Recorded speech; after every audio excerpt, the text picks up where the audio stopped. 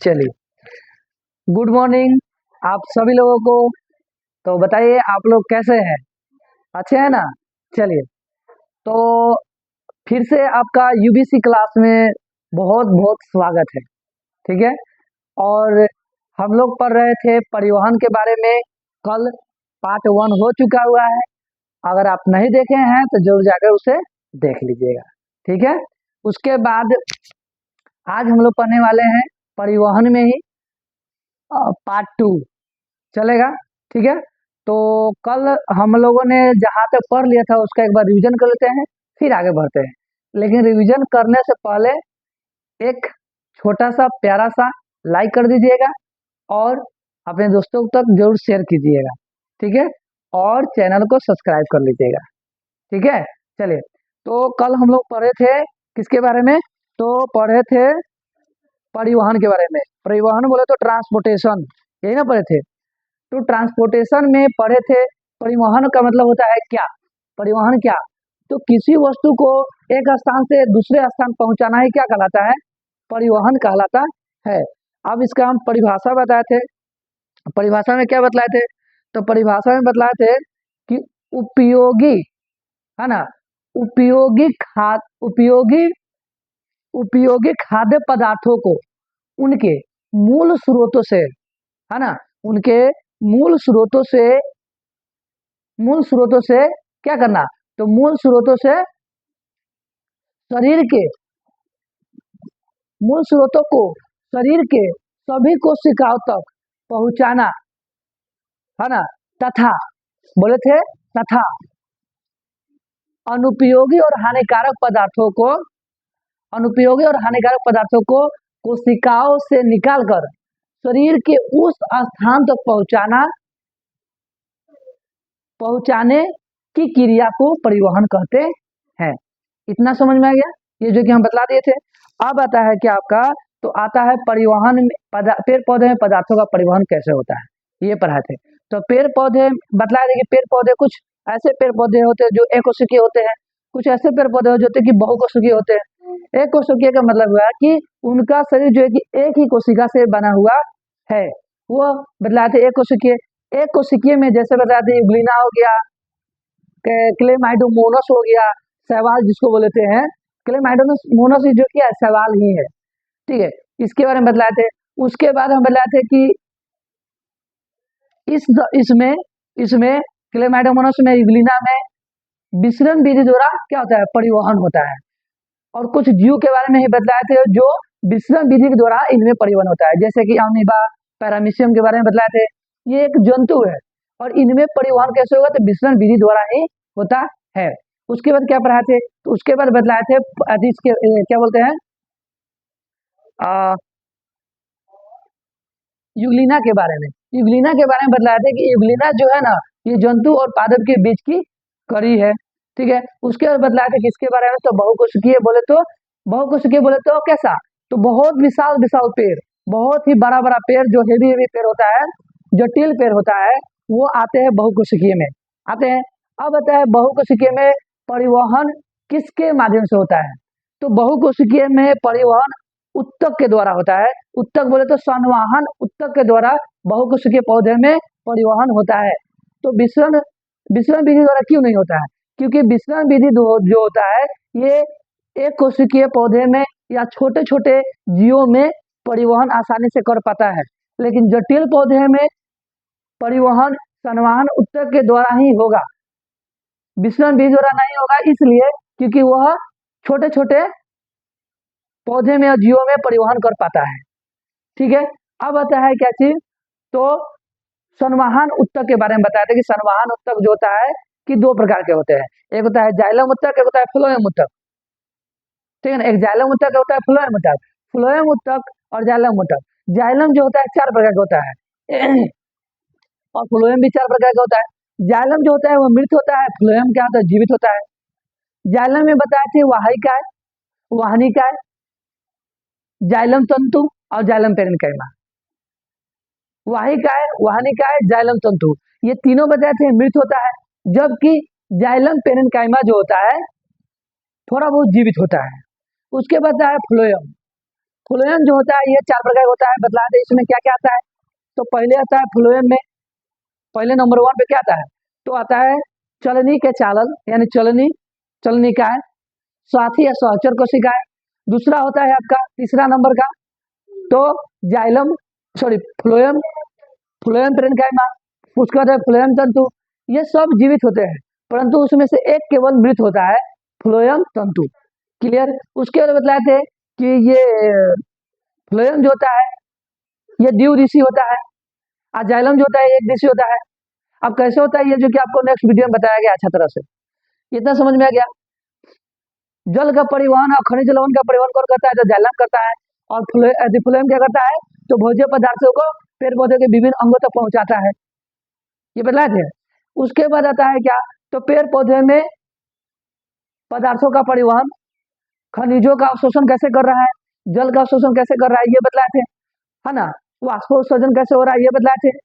पेड़ पौधे में खाद्य पदार्थों का परिवहन कैसे हो रहा है यानी स्थानांतरण कैसे हो रहा है, तो स्थानांतरण के बारे में बतलाए थे कि पेड़ पौधे द्वारा बनाए गए भोजन को एक भाग से दूसरे भाग में पहुंचाना स्थानांतरण कहलाता है। उसके बाद वाष्पोत्सर्जन में बताए थे क्या, तो बोले थे वाष्पोत्सर्जन में कि पेड़ पौधा जड़ से 100% जल ग्रहण किया और उसे क्या किया, यूज किया मात्र 10% और बाकी सब वाष्प के रूप में निकाल दिया। अब बताओ पेड़ पौधा जो जल को वाष्प के रूप में निकाल रहा है वो किस भाग से निकाल रहा है, बाहरी भाग से निकाल रहा है कि नहीं निकाल रहा है। हम लोग का पसीना निकलता है वो बाहरी भाग से निकलता है, नहीं निकलता है। तो पेड़ पौधा में होता है रंध्र, उसी के मदद से जो जल वाष्प को बाहर निकालता है, उसी के मदद से कार्बन डाइऑक्साइड को अंदर लेता है और ऑक्सीजन को उसी के मदद से बाहर छोड़ता है, नहीं छोड़ता है। तो उसके बाद क्या बतलाए थे, इसका परिभाषा क्या बताते हैं कि पौधों में वायवीय पौधे के लिखो, पौधे के वायवीय भाग से जल का रंध्रों यानी कि स्टोमाटा के द्वारा वाष्प के रूप में निष्कासन मतलब निकलने की क्रिया को क्या कहते हैं, तो वाष्पोत्सर्जन कहते हैं। बोलिए समझ में आया। और हम बतलाए थे जब प्रकाश संश्लेषण पढ़ा रहे थे तो जल का विखंडन कौन कर रहा था, सूर्य का प्रकाश जल को तूड़ रहा था तो हमें क्या मिल रहा था, ऑक्सीजन मिल रहा था यानी O2 मिल रहा था। तो ये सारी बातें समझ में आ गया। उसके बाद बतलाए थे इसी में जल का अवशोषण कैसे करता है पेड़ पौधा, तो जल का अवशोषण कैसे करता है, तो मूल रोम के द्वारा यानी हेयर रूट के द्वारा। उसके बाद आयनों को ग्रहण कैसे करता है, तो आयनों को यानी खनिज लवण का ग्रहण कैसे करेगा, तो आयन के रूप में करेगा।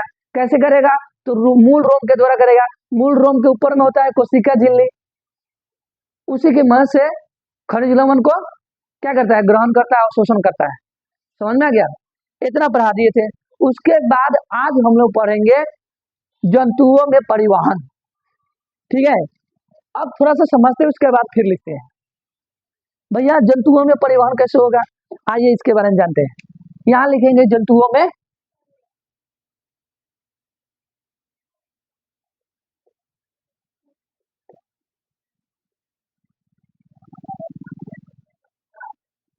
में परिवहन कैसे होता है, आइए समझते हैं जंतुओं में परिवहन कैसे होता है। तो देखिए जंतुओं में परिवहन कैसे होगा,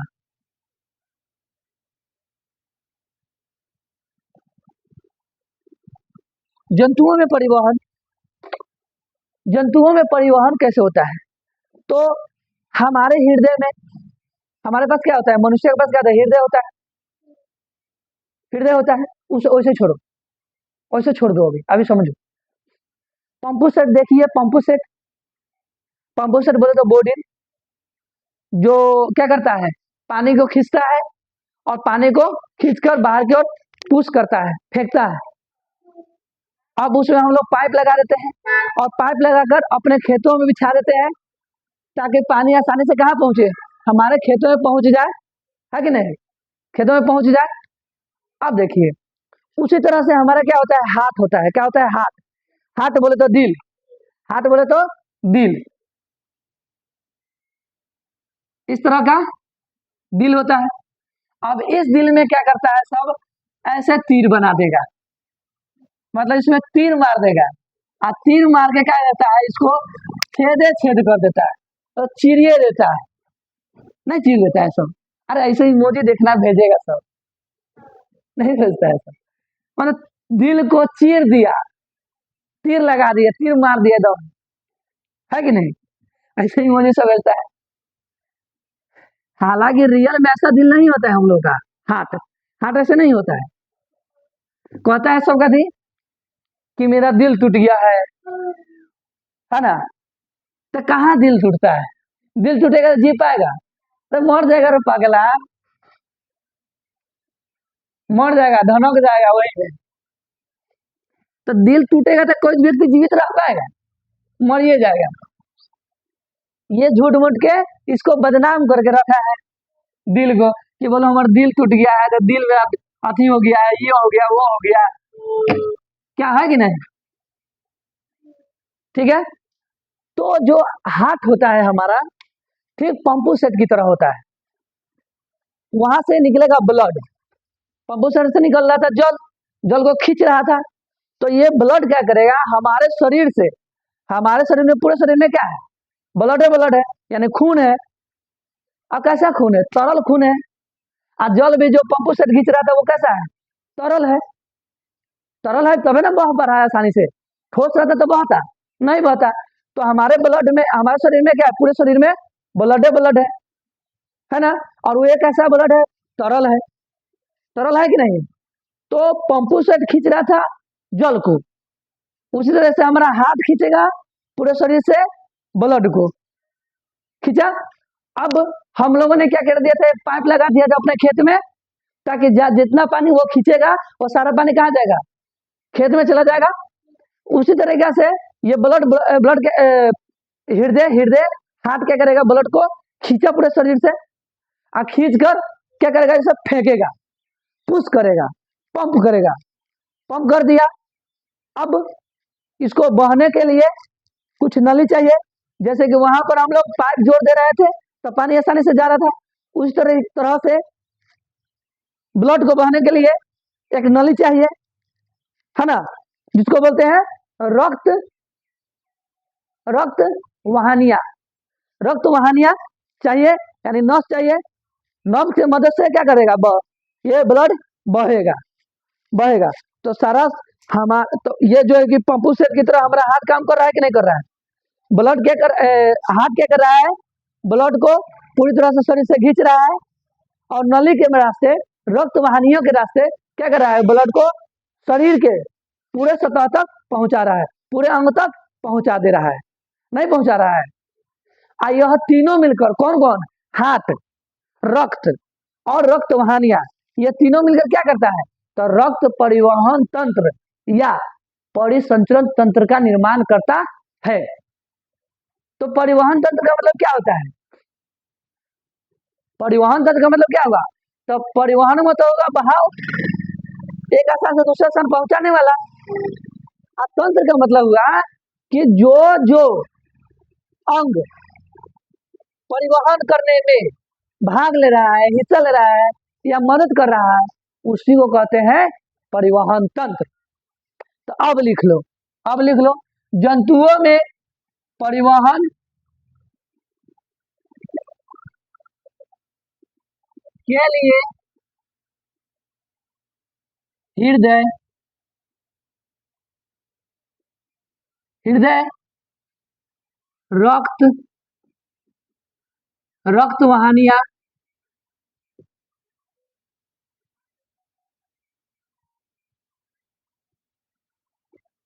रक्त वाहिनियां, रक्त वाहिनियां होती है, और यह सभी, या ये सभी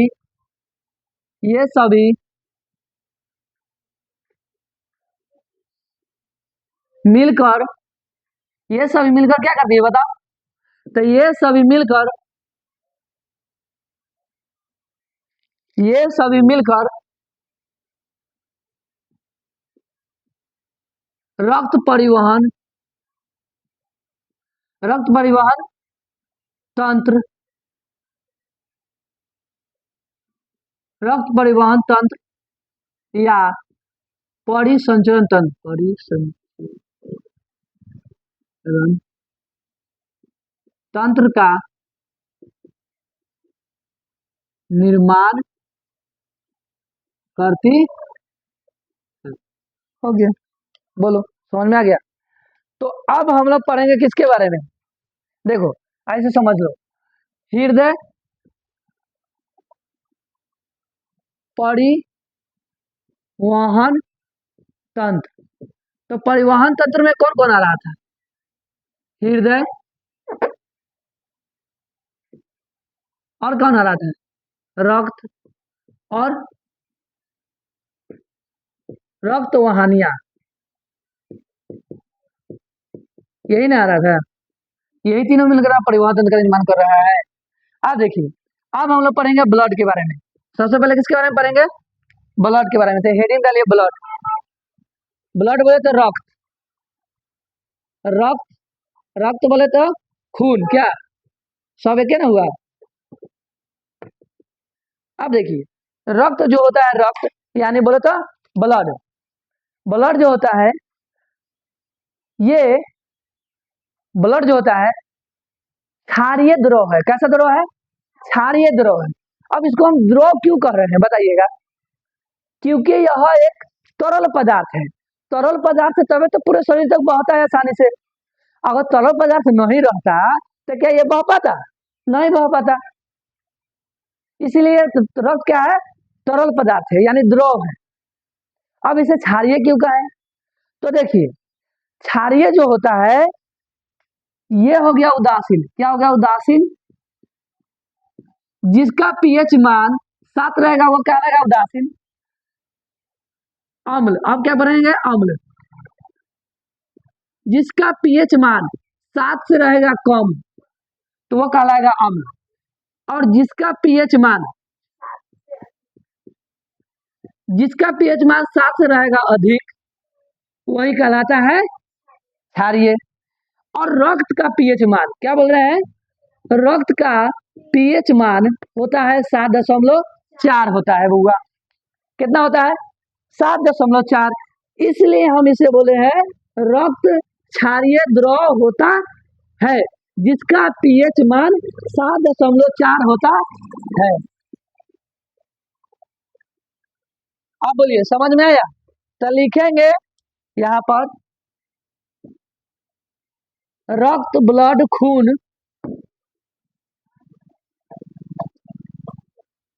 एक क्षारीय द्रव होता है जिसका पीएच मान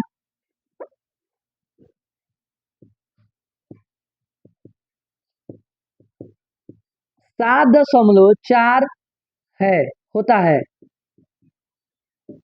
हो गया। अब बताइए रक्त क्या है, तो रक्त जो है कि तरल पदार्थ है यानी पूरे शरीर में बह रहा है, तो पूरे शरीर में बह रहा है यानी पूरे शरीर को जोड़ने का काम कर रहा है, नहीं कर रहा है। अरे कहीं पर भी क्या करो कि अपने शरीर के किसी भी अंग लो काट के देखो वहां से ब्लड बहता है कि नहीं बहता है, बहेगा, बहेगा कि नहीं बहेगा। तो रक्त जो है कि क्या कर रहा है, पूरे शरीर को जोड़ने का काम कर रहा है, यानी जोड़ने का काम का मतलब हुआ, जोड़ने का काम कर रहा है यानी कि संयोजन का काम कर रहा है, संयोजन का काम कर रहा है कि नहीं कर रहा है। तो रक्त तरल पदार्थ है, संयोजन का काम कर रहा है, और रक्त क्या है, तो उत्तक है, क्या है, उत्तक है। अब ये तीनों शब्द को मिला तो रक्त तरल संयोजी उत्तक होता है, क्लियर। अब लिखेंगे रक्त कैसा होता है, तो रक्त तरल,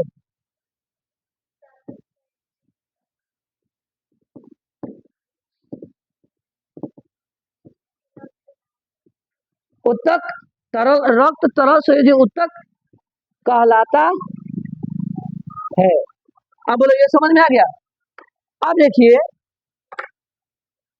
किसी भी व्यक्ति का, किसी भी व्यक्ति के रक्त का, किसी भी व्यक्ति किसी भी व्यक्ति में रक्त रक्त कितना प्रतिशत होता है किसी भी व्यक्ति में, तो उसके भार का 7%, उसके भार का 7%।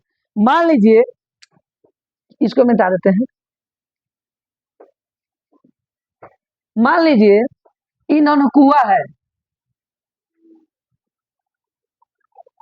ननकुआ है, ननकुआ खा खा के है ना, हो गया है 100 kg का। कितने केजी का हो गया? 100 kg का।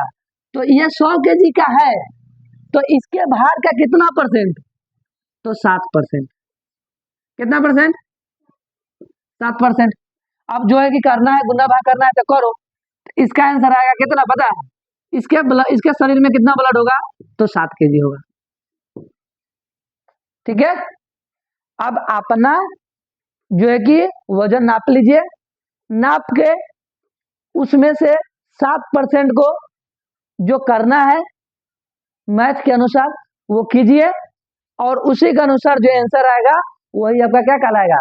ब्लड कहलाएगा। यानी कि उतना ही आपके शरीर में ब्लड है। अब तो लिखेंगे यहाँ पर क्या लिखेंगे?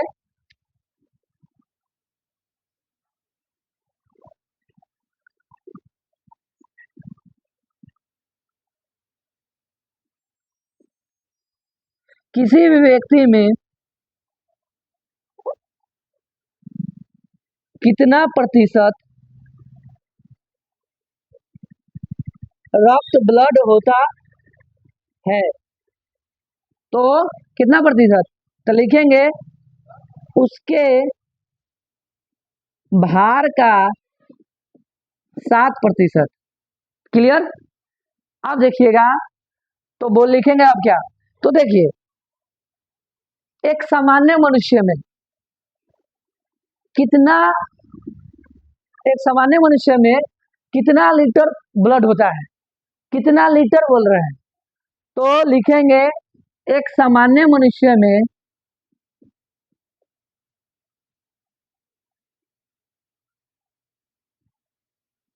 एक सामान्य मनुष्य में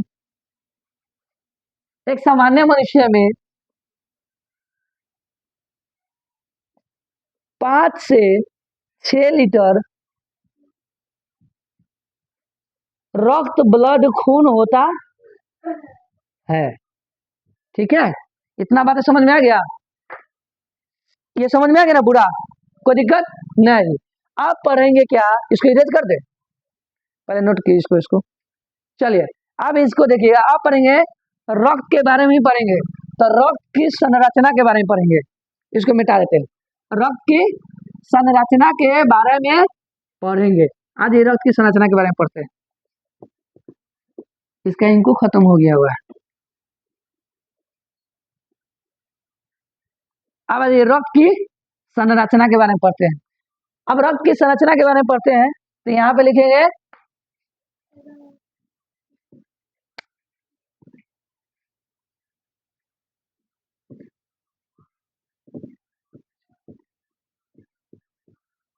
रक्त की संरचना के बारे में पढ़ते हैं। देखिएगा, रक्त की संरचना को पढ़ने के लिए पहले रक्त को हम लोग 2 भागों में बांट लेते हैं। कितने भागों में बांट लेते हैं? 2 भागों में बांट लेते हैं। ठीक, अब देखिए, एक भाग जो होता है तरल अवस्था में होता है,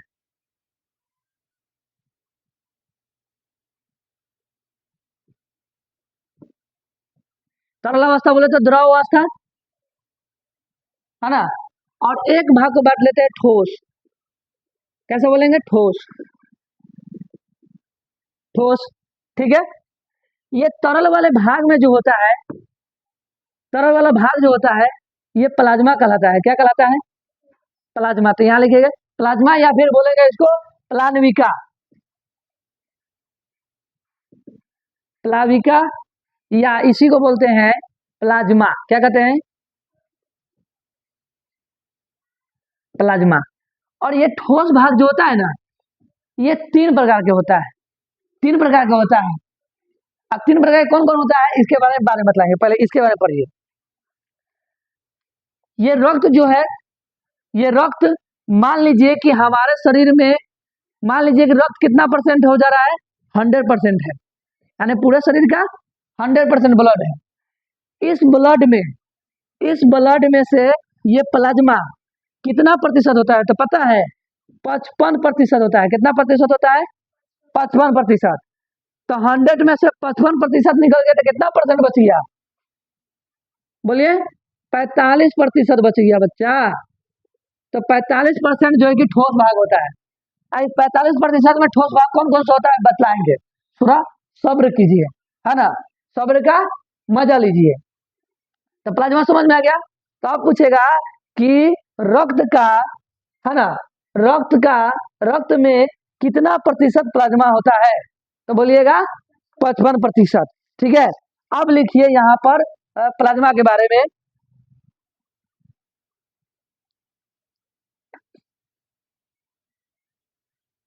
प्लाज्मा यहाँ, यहाँ जगह नहीं है, कम जगह है तो यहाँ लिखेंगे। पहले यहाँ पे लिख देते एक दो लाइन जो लिखा रहा है वहाँ। देखिए प्लाज्मा के बारे में लिखेंगे, क्या लिखेंगे प्लाज्मा के बारे में पता है। प्लाज्मा जो होता है यह हल्का पीले रंग का चिपचिपा, कैसा बोला है, चिपचिपा द्रव होता है। अब देखो हम तरल बोल रहे थे, यानी कि क्या है, द्रव है ना हुआ। तो लिखेंगे यह, यानी प्लाज्मा, यह हल्के रंग का चिपचिपा, यह हल्के पीले रंग का होगा, पीले रंग का चिपचिपा द्रव होता है। क्लियर। अब लिखेंगे कितना परसेंट होता है, 55%। कैसे बतलाए हैं, तो हमारा रक्त हो गया 100%, और 100% में से प्लाज्मा केवल कितना होता है, 55%। तो ये समझ में आ गया ना, तो ये लिखना जरूरी नहीं है। ठीक, अब अब मान लेते हैं, अब मान लेते हैं प्लाज्मा जो है अपने आप में 100% होगा। देखिएगा, ध्यान समझिएगा, इधर से कट जा रहा है वीडियो, कहाँ तक हम आ रहे हैं, तो बोर्ड यहाँ तक ले आ रहा है ना, वही तो हम भी कर रहे थे। अब देखिए यहाँ पे हम ले रहे थे रक्त, यहाँ पे क्या ले रहे थे, रक्त ले रहे थे, यानी ब्लड ले रहे थे, ले रहे थे। ब्लड जो अपने आप में कितना परसेंट है, 100%। कोई भी चीज अपने आप में कितना परसेंट होता है, 100% होता है, सिंपल है। उसमें से ब्लड में से रक्त यानी प्लाज्मा जो था कितना परसेंट था, तो ये अपने आप में कितना परसेंट हो जाएगा, 100%। कितना प्रतिशत, तो यह अपने आप में कितना परसेंट हो गया, तो यहाँ लिख लीजिए, यह अपने आप में कितना परसेंट हो गया, 100%। 100% हो गया, 100% हो गया। अब इस 100% में से 90%, कितना परसेंट बोल रहे हैं, 90% जल होता है। कितना होता है, 90% जल होता है। तो लिखेंगे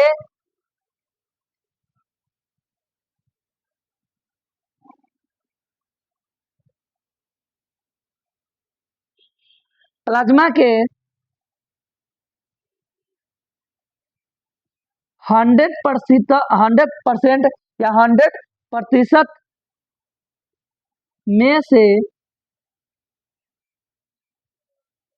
90% या 90% जल होता है। प्लाज्मा के, प्लाज्मा के 100% में से 90% जल होता है। अब बच गया 10%। कितना परसेंट, 10%। यहाँ देखिए मेरे पास जगह नहीं है तो हम यहाँ लिख रहे हैं, आप लोग के पास जगह रहेगा पेज में तो यहाँ से लिखिएगा नीचे। ठीक है, हम यहाँ लिख रहे हैं। अब देखिए जल होता है। अब देखिएगा जो 10% भाग बच गया, 10% जो हिस्सा बच गया प्लाज्मा का, उसमें क्या क्या होता है, तो 7% होगा प्रोटीन। क्या होगा, प्रोटीन। और 0.18% यानी कि 18% होता है ग्लूकोज। और 0.9% या 9% होता है वसा होता है। क्या होता है? वसा होता है। क्लियर? और बच गया कुछ हिस्सा में, कुछ परसेंट में कार्बनिक पदार्थ बच होता है। ओ सॉरी सॉरी, ये देखिए देखिए 7% होता है प्रोटीन, 0.80% होता है ग्लूकोज, और 9% होता है और कार्बनिक पदार्थ, और 5% होता है वासा, 0.5% होता है वासा, और कुछ अन्य कार्बनिक पदार्थ होते हैं कुछ मात्रा में। ठीक है, तो लिख लीजिए कि प्लाज्मा में क्या क्या पाया जाता है। तो जल पाया जाता है 90%, और क्या पाया जाता है? तो 0.9% पाया जाता है अकार्बनिक पदार्थ,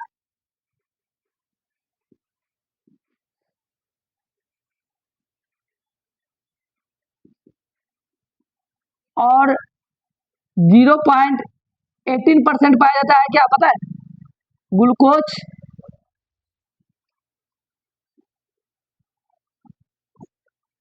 और 0.5% पाया जाता है वासा, और कुछ मात्रा में क्या लिखेंगे? कुछ मात्रा में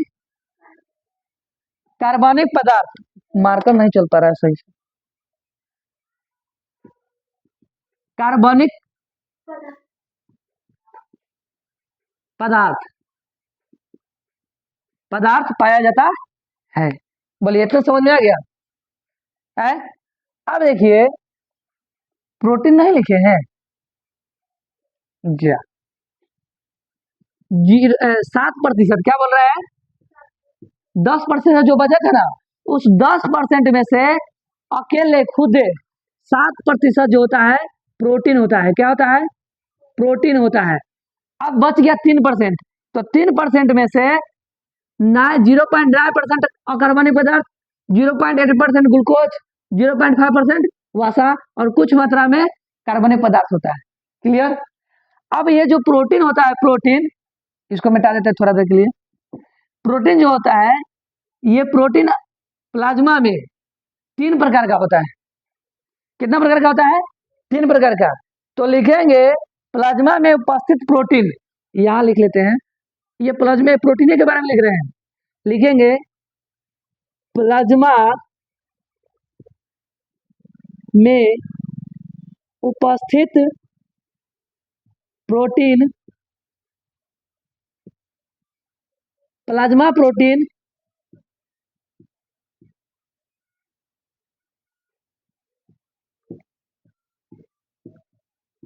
प्रोटीन कहलाता है,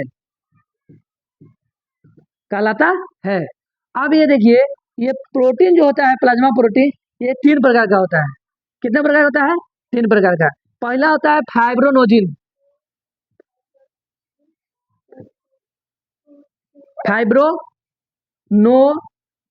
प्रोटीन, फाइब्रोनोजिन। दूसरा होता है प्रोथ्रोम्बिन, यही ना होता है,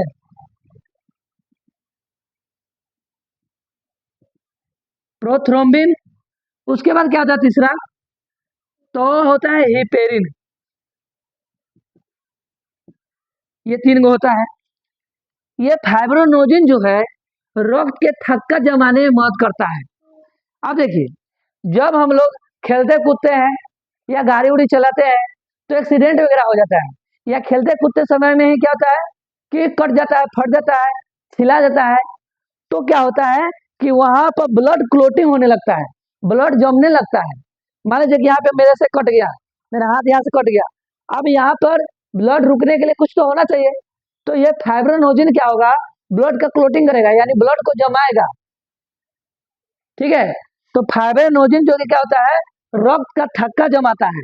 तो लिखेंगे इसके बारे में, यह रक्त का थक्का जमाने में मदद करता है। हो गया।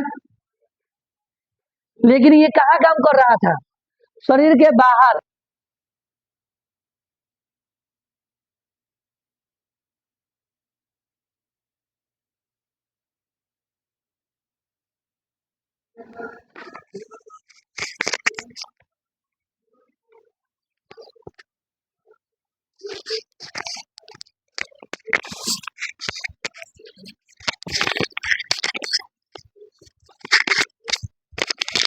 अब देखिएगा, ये शरीर के बाहर काम करेगा, अंदर काम नहीं करेगा।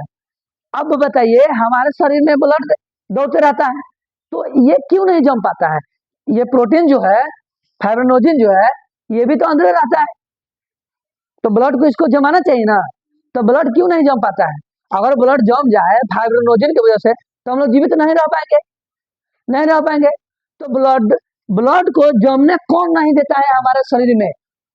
ये प्रोटीन फाइब्रिनोजन जो है, ये हमारे शरीर के अंदर है, ब्लड शरीर के अंदर है ना है, तो ये फाइब्रिनोजन शरीर के अंदर है ना है, तो इसको तो जमाना चाहिए, क्योंकि ये जमाने का काम कर रहा है। तो क्यों नहीं जम पाता है हमारे शरीर के ब्लड क्यों नहीं जम पाता है? ब्लड का क्लोटिंग क्यों नहीं हो पाता है हमारे शरीर में? क्योंकि ये हिपेरिन जो है, इसका फाइब्रिनोजन का बाप है। ये हिपेरिन जो होता है, ये हमारे शरीर के ब्लड को जमने नहीं देगा। ये कहता है कि बेटा, इसको फाइब्रिनोजन को ये कहता है हिपेरिन, बेटा तुम बाहर के हीरो है, अंदर का हीरो नहीं है। यानी कि अंदर तुमको हम कोई बस चलने नहीं देंगे, तुम्हारा कोई बस नहीं है अंदर में, शरीर के अंदर में तुम्हारा कोई बस नहीं है। तुम्हारा बस कहाँ है? शरीर के बाहर। तुम शरीर के बाहर जो है कि काम कर सकता है, शरीर के अंदर नहीं। यही हिपेरिन जो होता है, हमारे ब्लड को, हमारे शरीर के ब्लड को जमने नहीं देता है।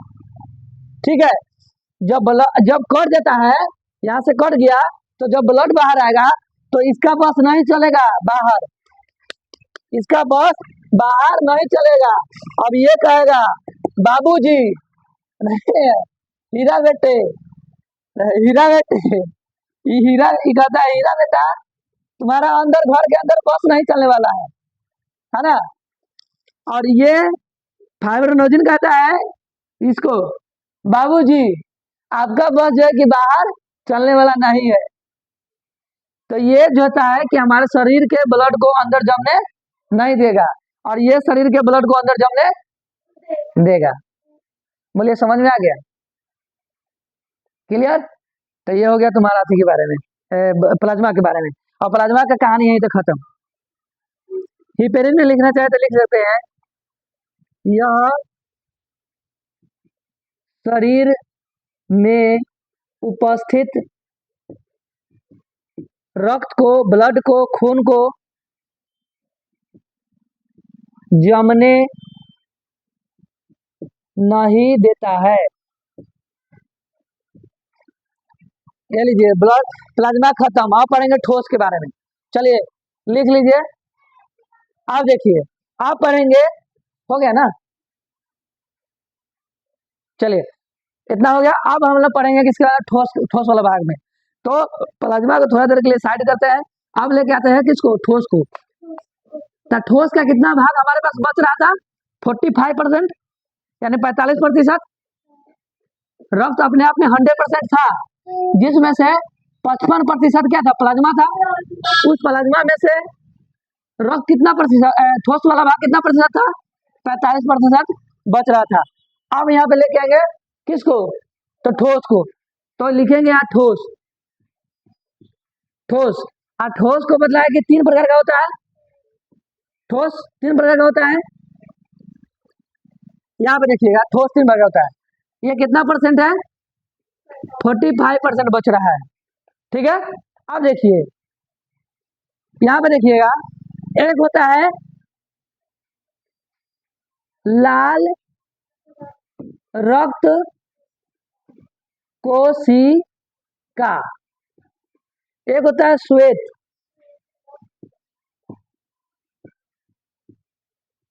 कोशिका, और एक होता है प्लेटलेट।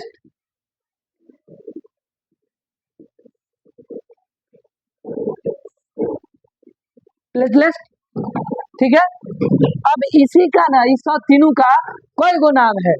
जैसे कि मॉर्निंग वाला बेच के ऊपर आते हैं, तब बोलते हैं ना, ननकुआ, बैला, गदहा।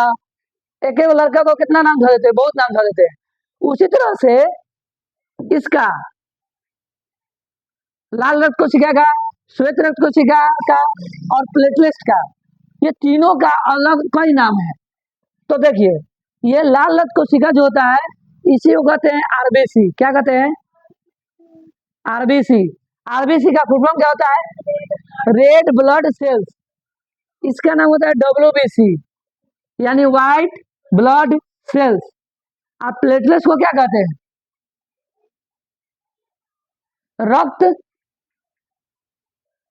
रक्त बिंबाणु, या फिर उसी को बोलते हैं रक्त पट्टिका, है ना। तो लिखेंगे रक्त पट्टिकाणु, और इसी को कहते हैं क्या? रक्त बिंबाणु।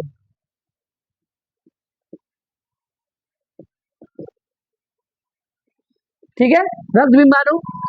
अब देखिए, इसको कहते हैं ल्यूकोसाइट। क्या कहते हैं? ल्यूकोसाइट।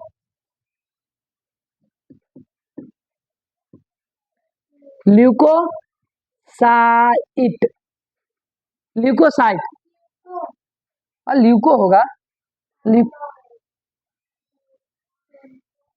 ल्यूकोसाइट, साइट्स होगा, साइट्स ऐसे होगा, ल्यूकोसाइट। इसको ये होता है क्या जी, पता है?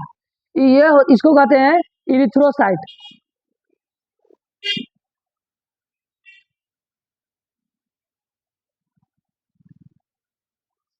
इसे क्या कहते हैं? इरिथ्रोसाइट। इसको कहते हैं थ्रोम्बोसाइट। क्या कहते हैं?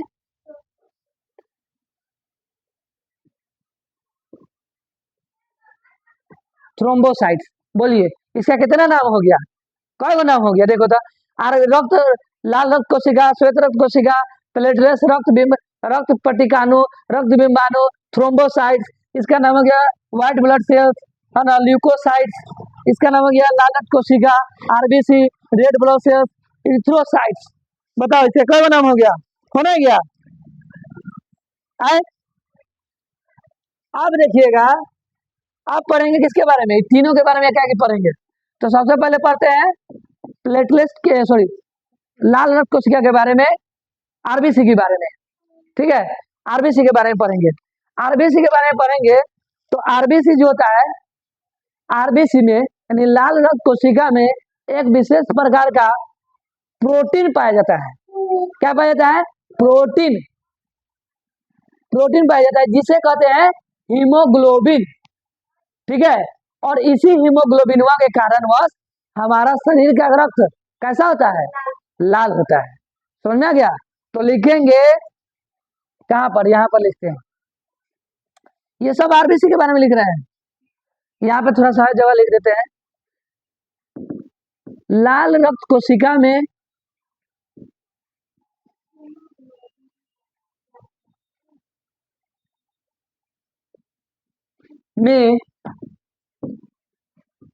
एक विशेष प्रकार का प्रोटीन पाया जाता है। प्रोटीन पाया जाता है जिसे हीमोग्लोबिन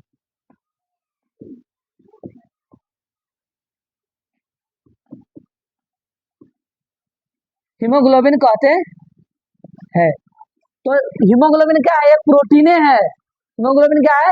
एक प्रकार का प्रोटीन है।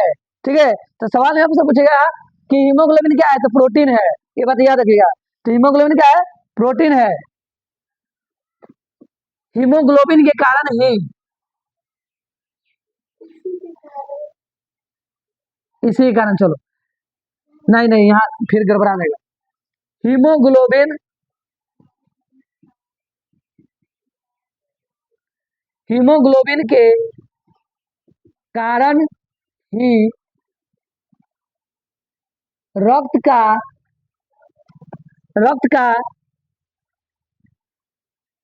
रंग लाल होता है। अब ये हीमोग्लोबिन में एक तत्व पाया जाता है जिसे बोलते हैं क्या चीज? तो एक तत्व पाया जाता है जिसे बोलते हैं लोहा। Fe। तो आपसे सवाल पूछेगा कि हीमोग्लोबिन में किस प्रकार का तत्व पाया जाता है, तो यहाँ लिखिएगा हीमोग्लोबिन में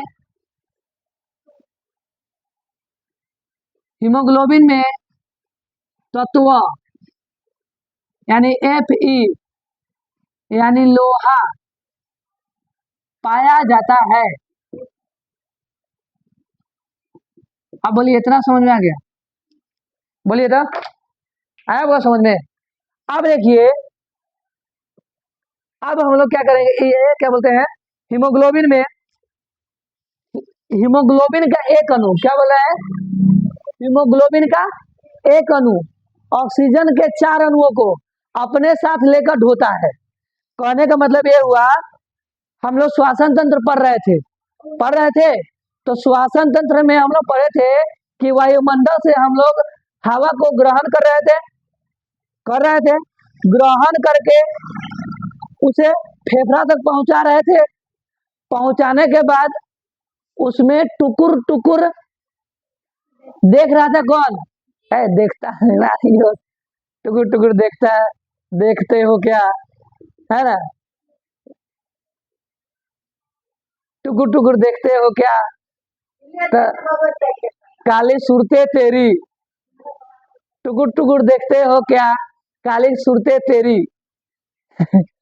तो वो टुकुर टुकुर देख रहा है और ऑक्सीजन का इंतजार कर रहा है, कौन, ब्लड। अब ब्लड में क्या है, हीमोग्लोबिन है।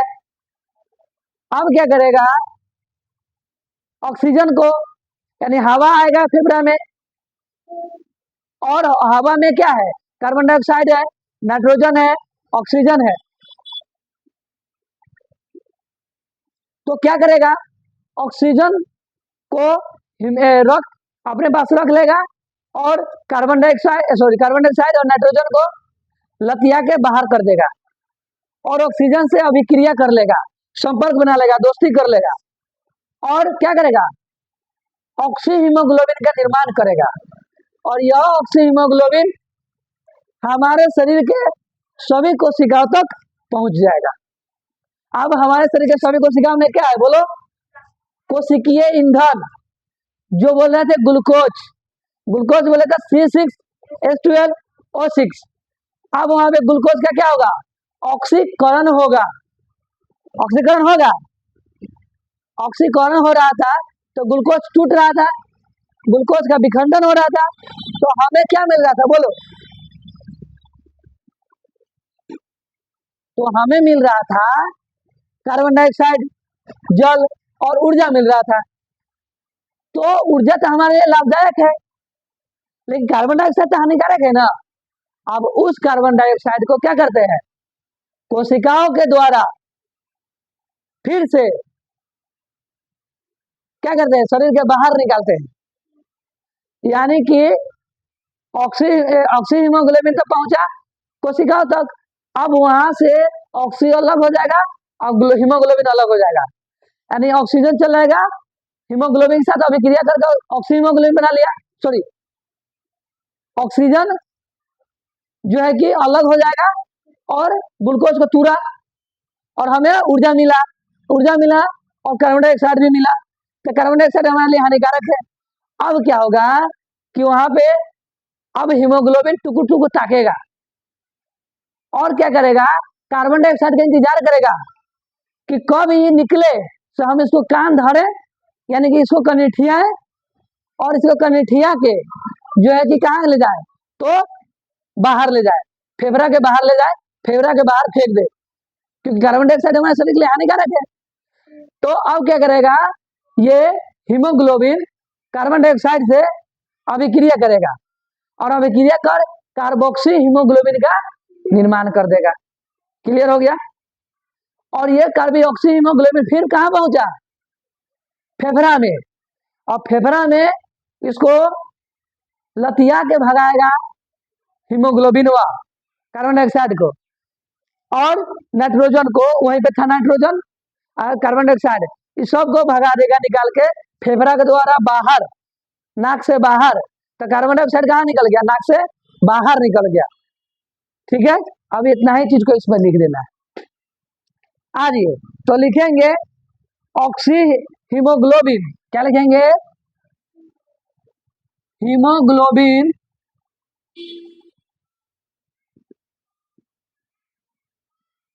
ऑक्सीजन से जन से अभिक्रिया कर oxy haemoglobin, oxy haemoglobin, oxy haemoglobin बनाता है, बनाता है और इसको ले जाएगा कहाँ तक? तो शरीर के सभी कोशिकाओं तक। अब इसका क्या होगा? तो ऑक्सीकरण होगा और वहीं पे बनेगा क्या?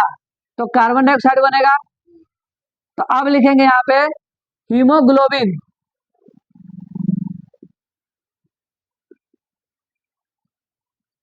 हीमोग्लोबिन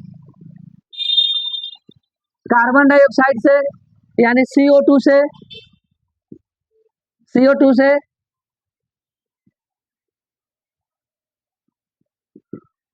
अभिक्रिया करेगा, अभिक्रिया कर क्या करता है? तो कार्बोक्सी हीमोग्लोबिन का निर्माण करेगा, कार्बोक्सी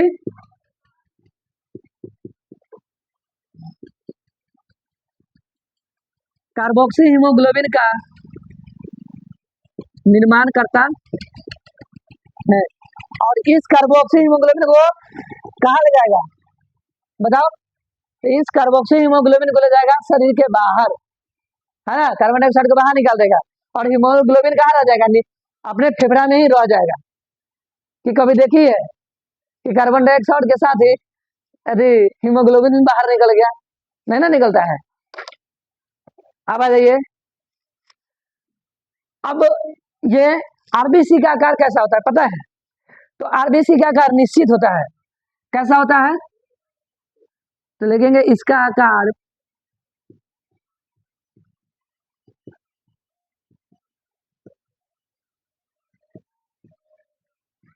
होता है और उभय अवतल भी।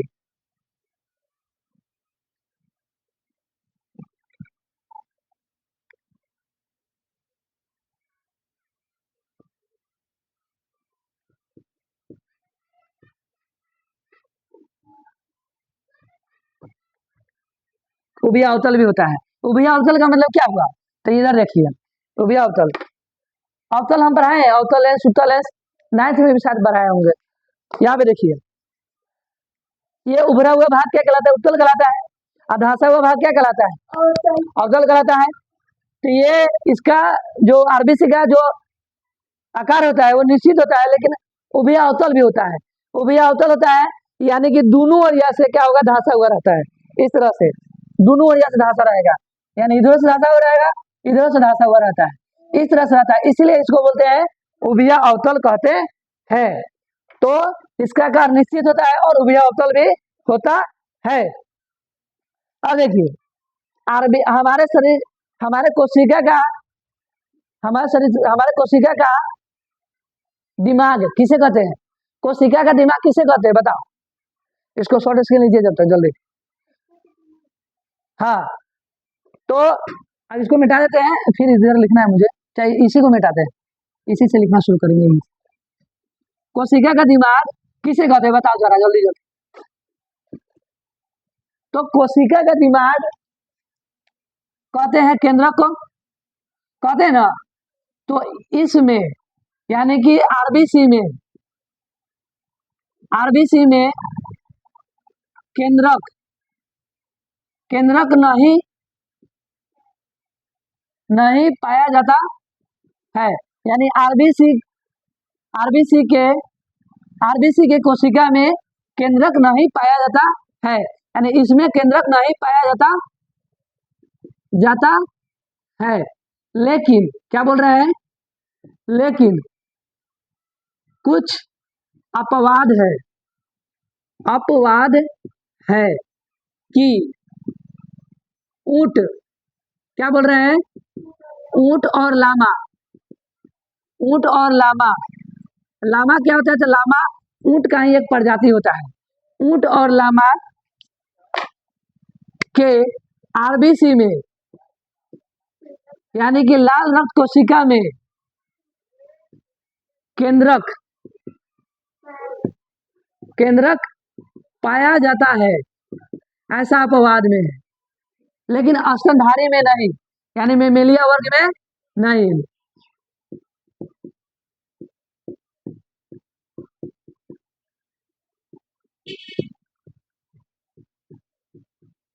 मेमेलिया वर्ग में नहीं। ये क्लियर हो गया है, कोई दिक्कत नहीं ना। अब क्या होता है, केंद्रक का जीवन काल कितना होता है, तो लिखेंगे इसका जीवन काल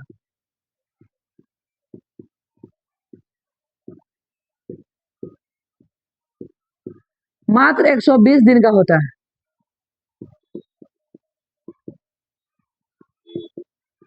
कितना दिनों का होता है, तो मात्र 120 दिनों का होता है। अब देखिए इसका जीवन काल कितना दिनों का होता है, तो मात्र 120 दिनों का होता है। अब इसका मृत्यु कहाँ हो जाता है पता है, तो प्लीहा, कहाँ होता है, प्लीहा।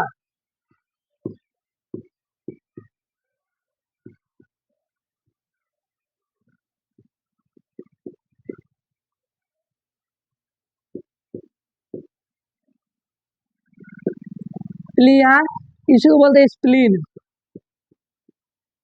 या इसी को बोलते हैं तिल्ली। तिल्ली में होती है, इसका मृत्यु प्लीहा या तिल्ली में होती है। अब लिखेंगे क्या, कोई पूछ लेगा आरबीसी का कब्रिस्तान किसे कहते हैं, और कब्रिस्तान का मतलब समझ में आ रहा है, जहाँ पे मरता है आदमी सब तो जाता है, तो इसी तरह से यह मरता है तो कहाँ पे जाके जमा हो जाता है, तो प्लीहा या तिल्ली में ही जमा हो जाता है।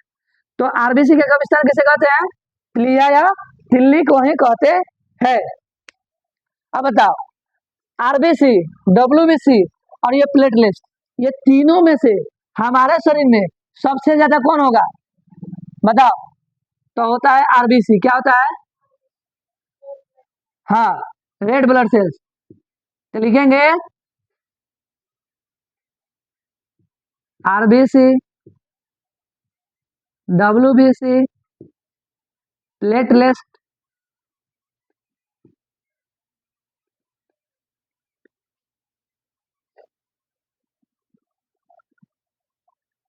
प्लेटलेट्स, यह तीनों में से हमारे शरीर में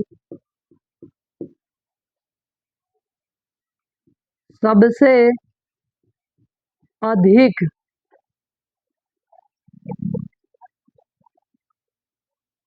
अधिक किसकी मात्रा होती है, अधिक आरबीसी होती है, ठीक है। अब ये हो गया। अब ये रक्त, डब्ल्यूबीसी, प्लेटलेट्स, ये तीनों का निर्माण कहाँ होता है, जन्म कहाँ होता है, ये बनता कहाँ है, तो हमारा ब्लड कहाँ बनता है, तो ब्लड बनता है हमारे अस्थिमज्जा में, यानी हड्डी में, बोन मेरो में बनता है ना, अंदर में बनता है, ठीक है।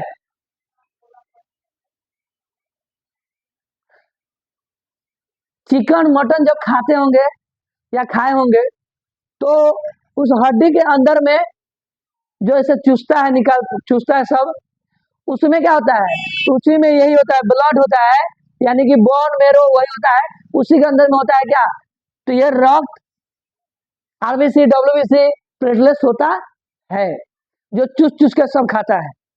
क्लियर, तो अब लिख लीजिए इसको, इसको लिखिए। चलिए अब यहाँ पे लिखते हैं क्या, तो यहां पर लिखेंगे, यहां पर लिखेंगे इसका निर्माण, यानी किसका निर्माण, आरबीसी का,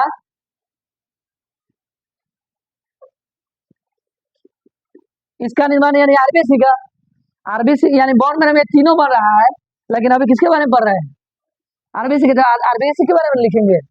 तो इसका निर्माण अस्थि मज्जा, क्या बोलते हैं,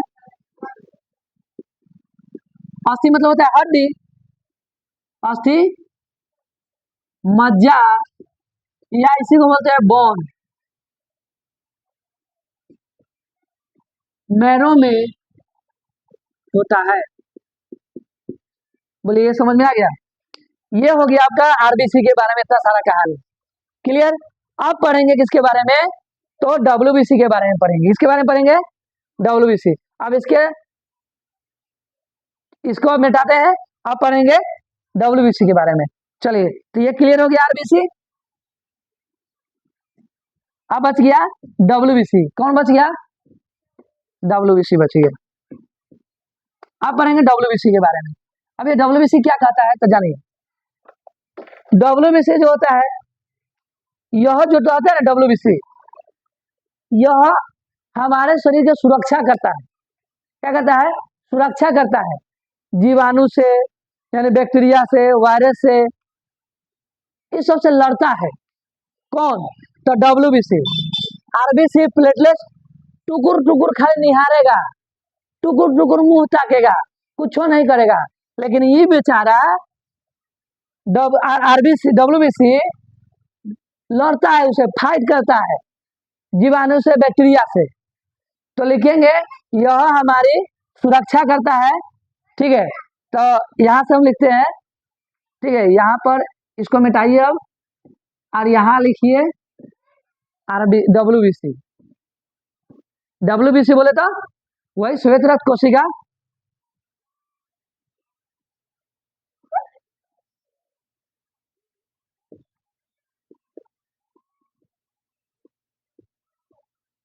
अब देखिए यहां पे देखिए ये है, इसमें क्या लिखेंगे तो देखिए, यह क्या बोले हैं, यह हमारी, हमारे शरीर की सुरक्षा करता है, क्लियर। आप क्या लिखेंगे, तो देखिए हम बोले हैं कि आरबीसी का आकार निश्चित होता है, लेकिन इसका आकार कैसा होगा, इसका आकार अनिश्चित होता है, अनिश्चित यानी कि निश्चित नहीं होता है, ठीक है। अब देखिए हम बोले थे कि आरबीसी में केंद्रक पाया जाता है, नहीं पाया जाता है, आरबीसी में केंद्रक नहीं पाया जाता है, लेकिन इसमें केंद्रक लिखेंगे, इसमें केंद्रक पाया जाता है, हो गया। अब क्या लिखेंगे तो देखिए, आरबीसी में हीमोग्लोबिन पाया जाता था, लेकिन इसमें हीमोग्लोबिन नहीं पाया जाएगा। जब हीमोग्लोबिन में नहीं पाया जाएगा तो क्या ये कलरफुल हो पाएगा, कलरफुल नहीं होगा, इसीलिए ना इसको बोल रहा है श्वेत रक्त कोशिका, यानी सफेद कोशिका, यानी व्हाइट ब्लड सेल्स कहा जा रहा है। तो लिखेंगे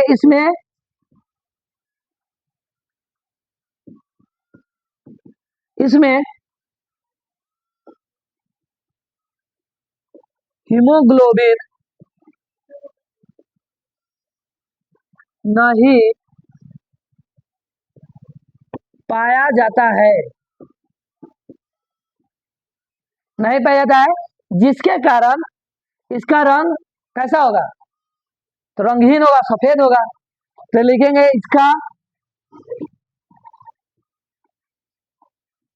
रंग इसका रंग रंगहीन होता है।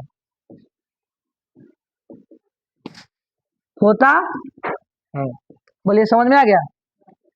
अब क्या पढ़ेंगे, तो अभी और इसके बारे में पढ़ेंगे। जैसे हम बोले थे ना कि आरबीसी का जीवन काल कितने दिनों का होता है, तो 120 दिन का। उसी तरह से डब्ल्यूबीसी का जीवन काल कितना होगा, तो लिखेंगे इसका जीवन काल कितना दिनों का होता है, तो 3 से 4 दिन, 3 से 4 दिनों तक होता है। और यह कहाँ मर रहा है, आरबीसी कहाँ मर रहा था, प्लीहा में, तिल्ली में, तो ये भी मरेगा वहीं पर। इसका अधिकतर भाग जो है कि ब्लड में मर जाता है, कुछ भाग जो बचता है तो वही तिल्ली प्लीहा में मरता है। तो लिखेंगे इसकी मृत्यु कहाँ होगी, तो इसकी मृत्यु प्लीहा, स्प्लीन, तिल्ली में होती है। अब बताइए, हम बोले थे कि आरबीसी, डब्ल्यूबीसी और प्लेटलेट्स में सबसे ज्यादा कौन होता है हमारे शरीर में, आरबीसी होता है। तो उसकी अपेक्षा लिखेंगे आरबीसी की अपेक्षा यह मतलब कौन, डब्ल्यूबीसी। लिखेंगे आरबीसी की अपेक्षा डब्ल्यूबीसी शरीर में कम होता है। क्लियर, कम होता है। अब बतलाए थे कि आरबीसी का निर्माण कहाँ हो रहा था, तो बोन मैरो में यानी अस्थिमज्जा में। तो लिखेंगे इसका भी डब्ल्यूबीसी का निर्माण बोन मैरो या अस्थिमज्जा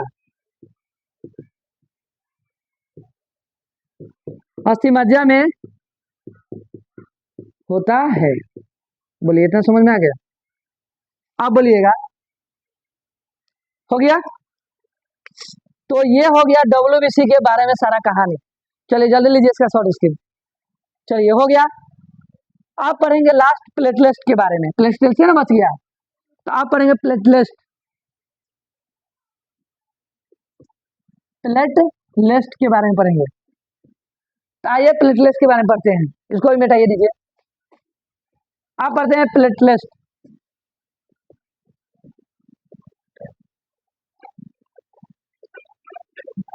प्लेटलेट्स को कई नामों से जाने थे हम लोग, थ्रोम्बिन के नाम से जानते थे, रक्त विमानों के नाम से जान रहे थे, और किसके बारे में जान रहे थे, रक्त पट्टिका के नाम से जान रहे थे।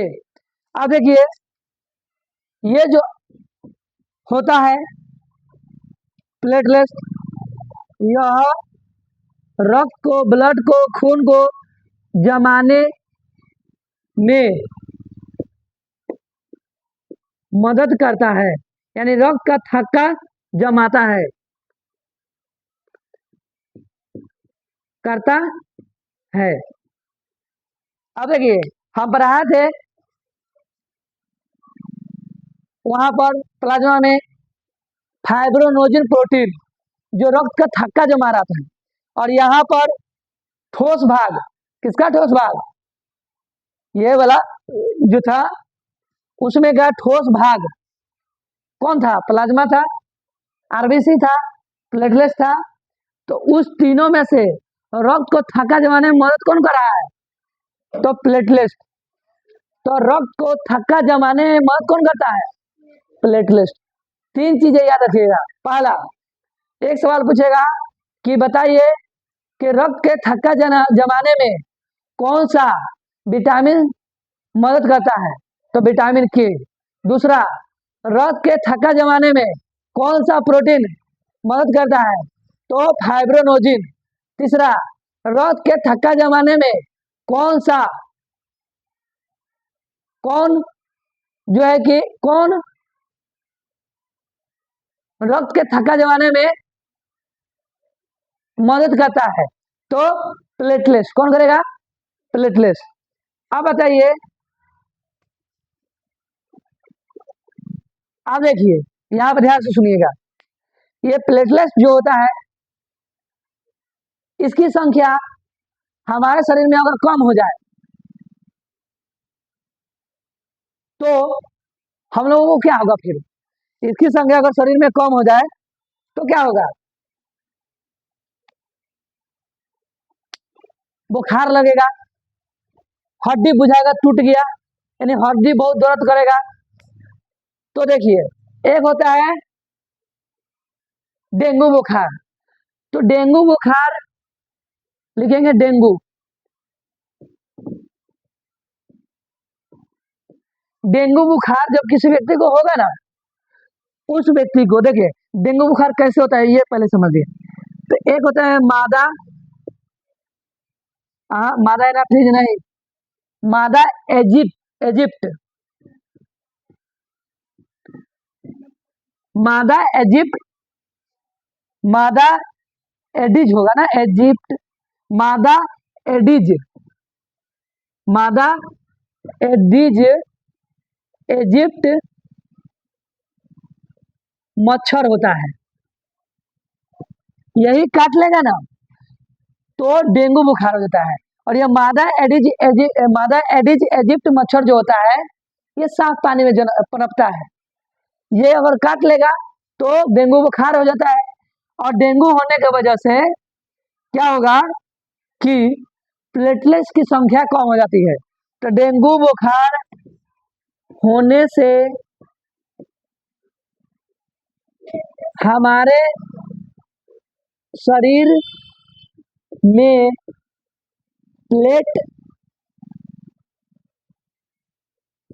प्लेटलेट्स की संख्या कम हो जाती है।